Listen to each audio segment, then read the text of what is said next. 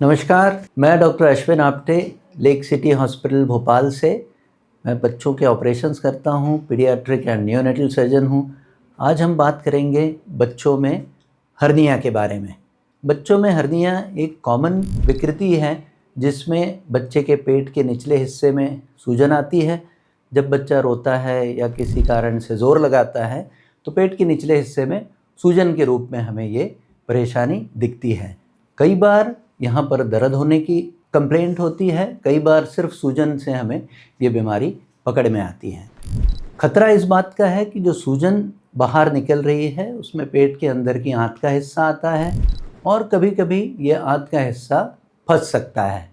जब आंत फंस जाती है तो ये इमरजेंसी वाली सिचुएशन बन जाती है।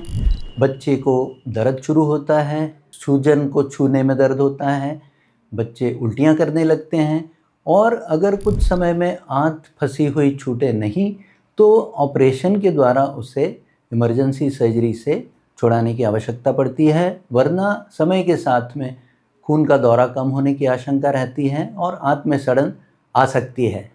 इस स्थिति को पकड़ने के लिए जब भी कभी बच्चे के पेट के निचले हिस्से में सूजन हो तो तुरंत डॉक्टरी परामर्श लें, कंसल्टेंट पीडियाट्रिक सर्जन से कंसल्ट करें और निर्देशों का पालन करते हुए जल्दी ही बच्चे का ऑपरेशन करें और हर्निया से मुक्ति पाएं। बच्चियों में भी हर्निया की शिकायत होती है, खासकर छोटी उम्र की बच्चियों में जब हर्निया होता है तो पेट के अंदर के आंत बाहर निकलती है, साथ में बच्चियों में अंडकोश के बाहर निकलने की आशंका भी रहती है और अगर ये आंत फंस जाती है या अंडकोश फंस जाता है तो इसमें खून का दौरा कम पड़ने की वजह से आंत में सूजन आ सकती है, आंत में कालापन आ सकता है या अंडकोश में खून का दौरा बंद होने की वजह से अंडकोश काला पड़ सकता है, जिसे कि हमें ऑपरेशन के द्वारा निकालने की आवश्यकता पड़ सकती है।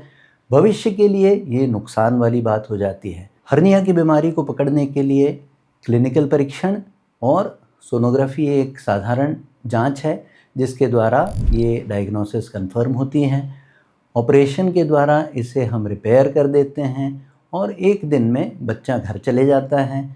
आजकल की स्थिति में बेहोशी और ऑपरेशन में खतरे का दर बहुत ही कम हो गया है।